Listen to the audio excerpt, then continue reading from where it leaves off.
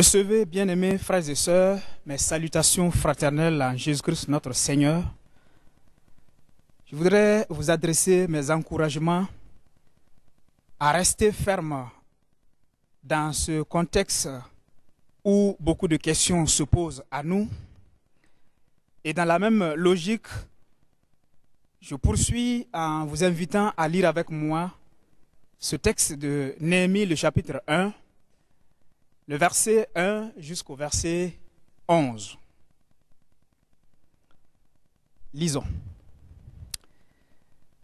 Parole de Néhémie, fils de Hakalia, au mois de Kisleu, la 20e année, comme j'étais à Suse, dans la capitale, Anani, l'un de mes frères, et quelques hommes arrivèrent de Juda.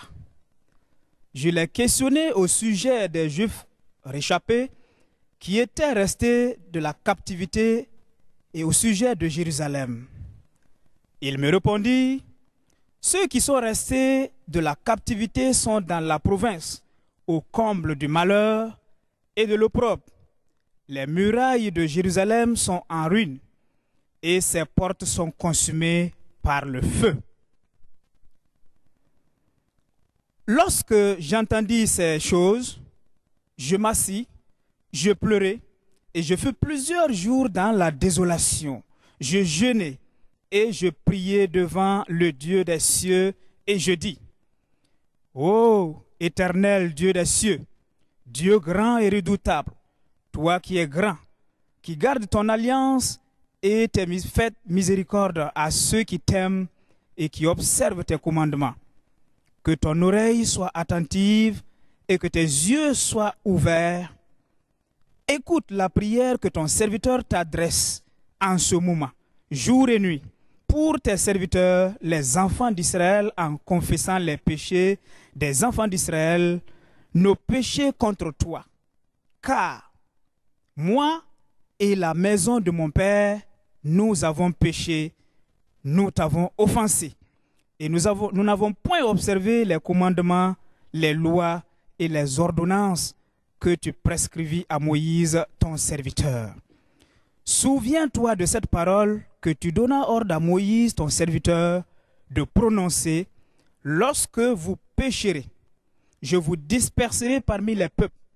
Mais si vous revenez à moi, et si vous observez mes commandements et les mettez en pratique, alors, quand vous seriez exilés à l'extrémité du ciel, de là, je vous ramènerai.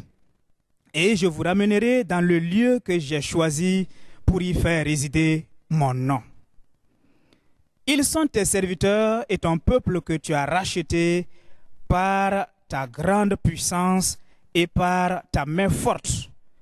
Ah, Seigneur, que ton oreille soit attentive à la prière de ton serviteur et à la prière de tes serviteurs qui veulent craindre ton nom. Donne aujourd'hui du succès à ton serviteur et fais-lui trouver grâce devant cet homme. J'étais alors et chanson du roi. Amen. Voici le thème que je vous propose, bien-aimés, pour notre exhortation. Dieu aime voir son peuple revenir à lui. Dieu aime voir son peuple revenir à lui. Je voudrais vous inviter à imaginer avec moi un instant les mains de Dieu. Voyez-vous des mains qui sont prêtes à vous frapper? Voyez-vous des mains qui vous parlent de la colère de Dieu à votre égard? Ou voyez-vous plutôt des mains d'amour de Dieu tendant ses mains vers vous et vous disant « Venez dans mes bras, mes enfants ». Oui, Dieu manifeste sa colère contre son peuple qui pêche. Cela est évident. Mais remarquons aussi que son amour est encore plus fort que sa colère. Et c'est pour cela qu'il aime voir son peuple revenir en lui. Et c'est aussi dans ce sens que ce texte trouve toute son importance. Dieu dit à son peuple d'Israël, par la bouche du prophète Isaïe, « Quelques instants je t'avais abandonné, mais avec une grande affection je t'accueillerai. Dans un instant de colère, je t'avais un moment dérobé ma face, mais avec un amour éternel, j'aurai compassion de toi, dit ton Rédempteur l'Éternel. Ésaïe, le chapitre 54, verset 7 jusqu'au verset 8. Bien-aimés, la prière de Néhémie que nous trouvons dans ce texte que nous venons de lire s'adresse à ce Dieu d'amour. Ce Dieu qui prend plaisir à voir ses enfants revenir à lui lorsqu'ils ont péché contre lui. Je voudrais revenir un peu au contexte pour nous aider à mieux comprendre. Dieu avait puni son peuple à cause de son péché. Et cette punition, Dieu l'a faite à travers les Babyloniens qui se sont emparés de Jérusalem et qui ont amené ses habitants en captivité. Longtemps après, les Babyloniens ont été à leur tour vaincus par les Perses et à travers le roi Cyrus, qui va faciliter le retour des Juifs dans leur pays conformément à la parole de Dieu. Et ils vont reconstruire la ville et le temple. Mais après 90 années environ, les mêmes Chaldéens vont revenir pour châtier Israël parce que Israël venait à nouveau d'abandonner la voie de son Seigneur. Et c'est dans ce contexte-là que Néhémie écrit ce que nous venons de lire.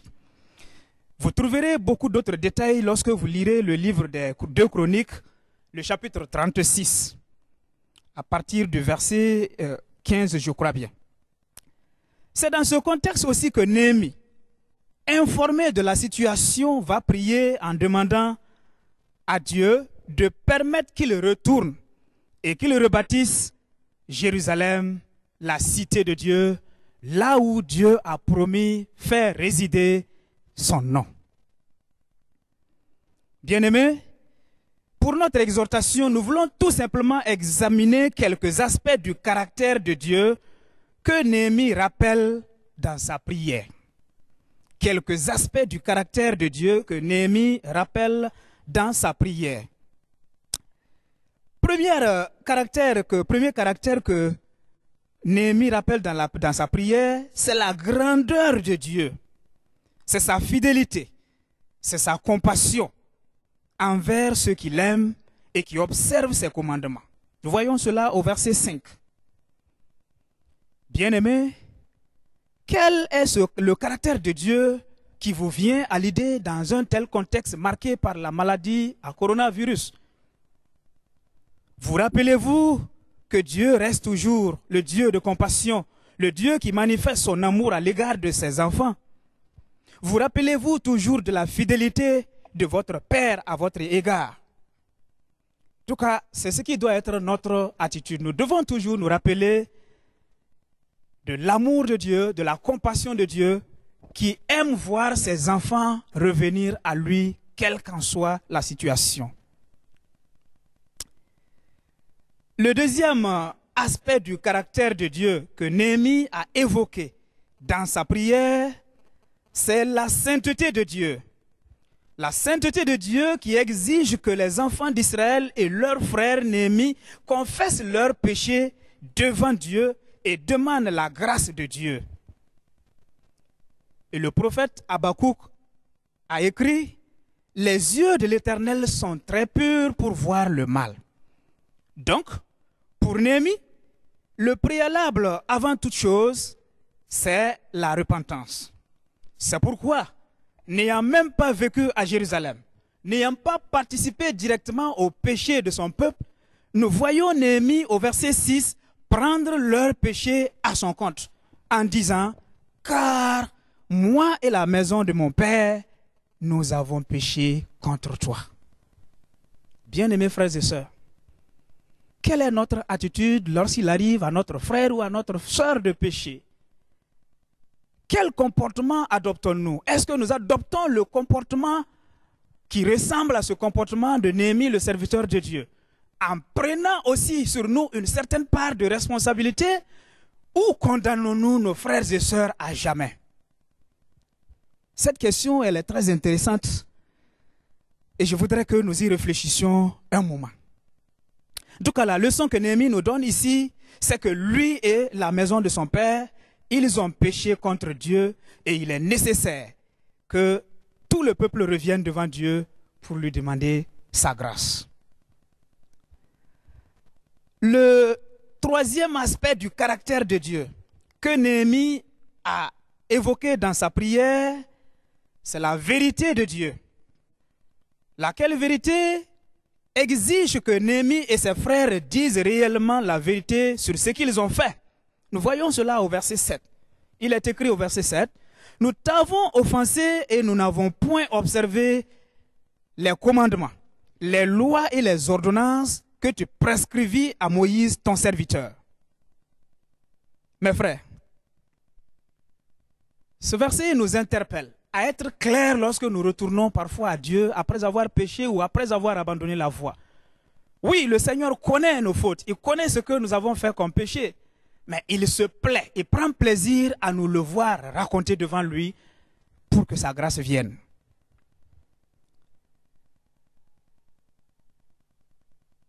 Nous progressons pour prendre le dernier aspect du caractère de Dieu que Néhémie a évoqué dans sa prière. La fidélité de Dieu à ses promesses. Néhémie demande à Dieu de se rappeler de ses promesses. Pas pour dire que Dieu oublie, mais c'est lui-même Néhémie qui se rappelle de ses promesses de Dieu à leur endroit. Et il pouvait dire, souviens-toi de cette parole que tu donnas ordre à Moïse, ton serviteur, de prononcer. Lorsque vous pécherez, je vous disperserai parmi les peuples. Mais si vous revenez à moi, et si vous observez mes commandements et les mettez en pratique, alors, quand vous serez exilés à l'extrémité du ciel, de là je vous rassemblerai et je vous ramènerai dans le lieu que j'ai choisi pour y faire résider mon nom. Verset 8 jusqu'au verset 10. Frères et sœurs, apprenons à rappeler dans nos prières les promesses que Dieu a faites à notre égard. Et pas seulement les rappeler, mais avoir foi que Dieu, n'étant pas changé, est capable de nous venir donc en aide parce qu'il l'a promis, si toutefois nous demeurons dans sa volonté. La grande leçon que Néhémie nous donne ici, bien-aimés, c'est que Dieu aime voir son peuple revenir à lui lorsqu'il a péché contre lui. Et pourquoi cela? La raison, elle est simple. L'amour de Dieu est plus grand que sa colère. Il convient que chaque chrétien, chaque enfant de Dieu retienne cela. L'amour de Dieu est plus grand que sa colère. La preuve est que Dieu n'a pas créé l'humanité par sa colère. Dieu a plutôt créé l'humanité par son amour. C'est son amour qui l'a motivé à créer l'humanité. Et donc, le premier objectif de Dieu, c'est de manifester son amour envers les hommes, envers tout ce qu'il a créé, et qu'en retour, tout ce qu'il a créé ressente effectivement cet amour de Dieu. Sa colère intervient quelquefois pour nous ramener à l'ordre ou quelquefois pour nous rattacher à cet amour-là. Rappelez-vous, bien-aimés, que Néhémie aussi était triste. Peut-être que nous sommes tristes aujourd'hui au regard de la situation que nous vivons ou au regard d'autres choses que nous avons traversées de par le passé, mais nous devons nous rappeler que Néhémie aussi était triste. Il était attristé par la situation de sa terre, de son pays. Mais il ne s'est pas limité à la tristesse. Il a fait quelque chose. Et cette chose qu'il avait faite, c'est qu'il a décidé de retourner chez lui. Autrement dit, de retourner à Jérusalem. Autrement dit, encore, de retourner dans la présence de Dieu. Puisque Dieu disait que c'est cette terre-là qu'il a choisi d'y faire résider son nom. Frères et sœurs, nous devons nous rappeler ces leçons, ces nombreuses leçons que le serviteur de Dieu, Néhémie, nous a enseignées à travers la situation de Juda dont il a entendu parler à travers ses frères qui sont venus. Frères et sœurs, souvenons-nous en tout temps de l'amour de notre Dieu, l'amour de notre Père qui nous dit à chaque instant, même après avoir péché contre lui, il nous dit, mon enfant, mes bras sont ouverts, viens à moi. C'est très important. Frères et sœurs, nous devons aussi comprendre que c'est cette même leçon que notre Seigneur Jésus-Christ est venu et qu'il a enseigné à travers la parabole du fils prodigue que nous lisons dans Luc le chapitre 11, les versets, chapitre 15, les versets 11 jusqu'au verset 24. Dieu n'aime pas le péché. Il est attristé quand il voit son enfant pécher ou quand il voit son peuple pécher. Mais, son amour étant plus fort que sa colère, il a toujours attendu que son enfant qui pêche ou que son peuple qui pêche revienne à lui avec assurance. C'est cette réalité que le Seigneur Jésus-Christ nous a enseignée à travers la parabole du fils prodigue que nous trouvons dans Luc au chapitre 15. Bien-aimés, frères et sœurs en Christ, la Bible dit que la prière de Néhémie a été exaucée. Il a eu la faveur du roi de Perse pour son retour en Juda. Il a pu faire la reconstruction. Ils ont reconstruit la muraille. Elle fut achevée en 52 jours. Mais le secret, ou ce que nous retenons d'important, qui a concouru à la victoire de ce peuple-là, se porte sur 3 choses. La première chose, c'est la prière de Néhémie, qui s'adressait à un Dieu de justice et d'amour. C'est très important. La prière de Néhémie s'adressait à un Dieu de justice et d'amour. Un Dieu de justice parce que Dieu punit à juste titre le péché, mais un Dieu d'amour parce qu'après avoir puni, Dieu ramène ou attend en tout cas que son peuple revienne à lui par son amour. Le deuxième élément qui a concouru à la victoire de Néhémie et de son peuple, c'est que Néhémie avait compris la nécessité de retourner à Dieu pour confesser le péché de son peuple qu'il partage entièrement avec lui. La troisième chose qui a concouru à la victoire de ce peuple, c'est que Néhémie a su baser sa prière sur les promesses et surtout sur l'amour de Dieu. Bien-aimés frères et sœurs, cet amour de Dieu qui a pardonné Néhémie et ses frères à leur époque s'est montré encore plus grand envers vous et moi aujourd'hui. C'est cet amour qui s'est fait chair en la personne de Jésus-Christ et qui est venu habiter parmi nous et en nous par le Saint-Esprit. Cet amour ne nous a pas seulement pardonné, mais il nous a sauvés du péché, mettant ainsi le sceau de Dieu sur nous pour que nous lui appartenions désormais. Et c'est ce qui doit nous pousser à retourner à lui, même lorsque nous abandonnons la foi à un certain moment. Frères et sœurs, peu importe qui est derrière les situations que votre vie a connues ou que votre vie continue de connaître aujourd'hui, peu importe celui qui est derrière. La preuve est que même si vous découvrez celui qui est derrière, vous n'en pouvez rien. Mais ce qui est important, il faut savoir repartir à Dieu. Néhémie ne s'est pas beaucoup préoccupé de qui était derrière la situation de lui et de son peuple. Mais il s'est beaucoup préoccupé, il s'est beaucoup intéressé au caractère de Dieu, qui est un Dieu de justice, mais qui aime voir son peuple revenir à lui après son égarement. Bien-aimés, je voudrais vous exhorter. En ce temps où beaucoup de questionnements taraudent nos esprits, en tant que chrétiens, nos questions ne doivent pas être qui est derrière la situation. Nos questions doivent plutôt être comment est-ce que je peux davantage me rapprocher de mon Dieu? Comment est-ce que je peux davantage me connecter à ce Dieu-là? Parce que quelle qu'en soit la situation, Job pouvait nous dire, je sais que mon Rédempteur est vivant et il se lèvera le dernier sur la terre. Et il poursuivait pour dire que même si sa chair venait à être consumée, il croit pouvoir rencontrer Dieu un jour. C'est ce message d'encouragement qui doit nous animer, qui doit nous interpeller, qui doit être notre travail de tous les jours, nous rapprocher davantage de Dieu, quel qu'en soit ce que nous pensons que nous sommes à ses yeux, parce que son amour est plus fort que sa colère. Dieu veut nous voir revenir à lui, quelle qu'en soit la situation. C'est pourquoi, dans le cas de Néhémie et de ses frères, nous remarquons qu'à plusieurs fois, le peuple a péché. À plusieurs reprises, le peuple a abandonné Dieu pour aller chercher secours auprès d'autres dieux, aller servir d'autres dieux. Mais toutes les fois où le peuple s'est rendu compte de sa faute et qu'il est revenu très sincèrement à Dieu, Dieu les a toujours reçus dans ses bras, toujours ouverts pour recevoir son peuple. Frères et sœurs, comptons sur l'amour de Dieu.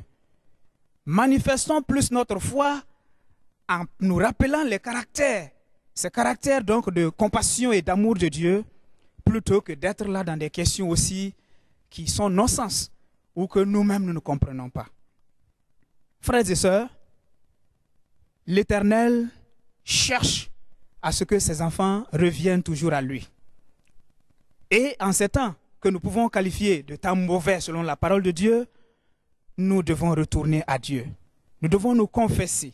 Nous devons chercher l'amitié davantage avec le Seigneur. Nous devons chercher à être plus proche du Seigneur que possible, afin que le Seigneur puisse nous enseigner ses voies et qu'ainsi les situations que nous vivons ne puissent pas nous emporter.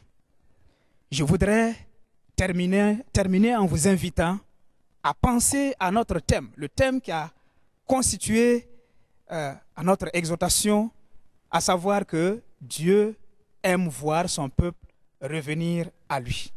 Que la grâce du Seigneur demeure avec vous, que sa paix soit sur nous et que Dieu guérisse notre nation, le Burkina Faso, pour nous, au nom de Jésus-Christ.